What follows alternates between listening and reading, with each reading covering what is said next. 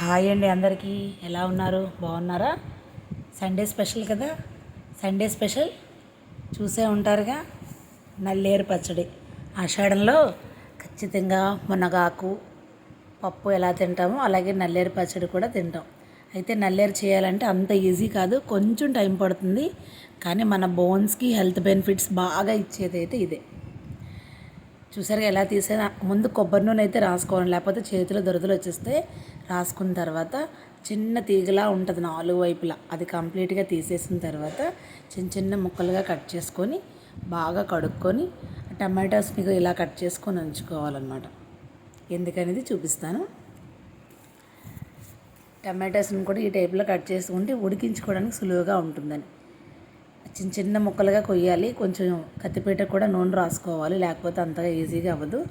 ముందుగా పోపు మనం రెడీ చేసుకోవాలి. అందులో జీలకర్ర, ధనియాలు, ఆవాలు, ఎండుమిరపకాయలు, కరివేపాకు, పలుకులు, కొద్ది పలుకులు వేస్తే మనకి పిల్లలు తినడానికి టేస్ట్గా ఇష్టపడతారనమాట. అందుకు కొంత శనగపప్పు, మినపప్పు, అలాగే ఉప్పు ఎంత వేస్తామో అది కూడా ఇందులోనే వేసి కొంచెం వేడి చేసుకోవాలన్నమాట.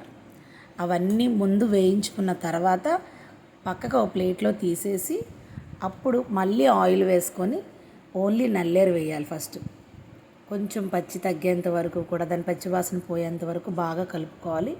కలుపుకున్న తర్వాత అప్పుడు టమాటోస్, చింతపండు కూడా వేస్తాం. చింతపండు మొత్తం పీస్ తీసేసి నీట్గా కడిగి ఉంచుకొని, అంటే దాని పైన అంతా తీసేసుకొని పెట్టుకొని నానబెట్టుకోవాలన్నమాట. చూసారుగా ఇలా బాగా కలుపుకోవాలి. దానిలో ఉన్న పచ్చివాసన అంతా పోయేంత వరకు బాగా కలుపుకున్న తర్వాత అప్పుడు ఇలా కొంచెంగా చేసుకొని మధ్యలో టమాటోస్ని బాగా ఉడికించాలండి. ఎంత బాగా ఉడికితే అంత మెత్తగా వస్తుంది. తినేటప్పుడు పిల్లలకి ఇది ఏంటో చెప్తే వాళ్ళు తినరు కాబట్టి చెప్పకుండానే పెట్టాలి. కొత్తిమీర పచ్చడిగా, బీరకాయ పచ్చడి ఆ టైప్లో తగులుతుంది మనం పూర్తిగా చేసేసరికి, ప్రాసెస్ అంతా అయ్యేసరికి. ఇలా టమాటోలు పెట్టుకొని అలాగే చింతపండు నానబెట్టుకున్నాక చూసారా, చిన్న చిన్న ఉట్లు ఏమైనా ఉంటే అన్నీ తీసేసి ఆ చింతపండు వాటర్తో సైతం వేసేసుకొని ఇంకో గ్లాస్ ఎక్స్ట్రా వాటర్ కూడా వేసుకోవాలండి. వేసుకొని బాగా ఉడికించుకోవాలి. ఉడికించి అంటే కాస్త దగ్గరగా బాగా ఉడికి మగ్గితే మెత్తపడుతుంది. ఎందుకంటే ఎక్కడో కొండల్లో అలాగే పెద్ద చెట్ల దగ్గర పొదల్లోనే ఉంటుంది కాబట్టి చాలా స్ట్రాంగ్గానే ఉంటుంది, ముళ్ళతో ఉంటుంది. అది తింటే మనకు కూడా అంత స్ట్రాంగ్నెస్ వస్తుందన్నమాట. అందుకని చింతపండు టమాటోతో పాటు ఒక 250 ml వరకు వాటర్, గ్లాస్ ఆఫ్ వాటర్ తీసుకొని వేసుకోవాలి. వేసుకున్న తర్వాత ఒక 20 minutes వరకు మీడియం ఫ్లేమ్లో పెట్టి బాగా ఉడికించుకోవాలి. అలా ఉడికించుకున్న దాన్ని కొంచెం చల్లార్చుకోవాలన్నమాట. చల్లార్చిన తర్వాత కాస్త గోరువెచ్చగా ఉన్నప్పుడు ఈ ఇంగ్రీడియంట్స్ని ముందు మిక్సీ వేసుకొని తర్వాత నల్లేరు కూడా వేసుకొని పచ్చడి చేసుకొని దాన్ని మళ్ళీ తిరిగి పోపు పెట్టేసుకోవడమేనండి.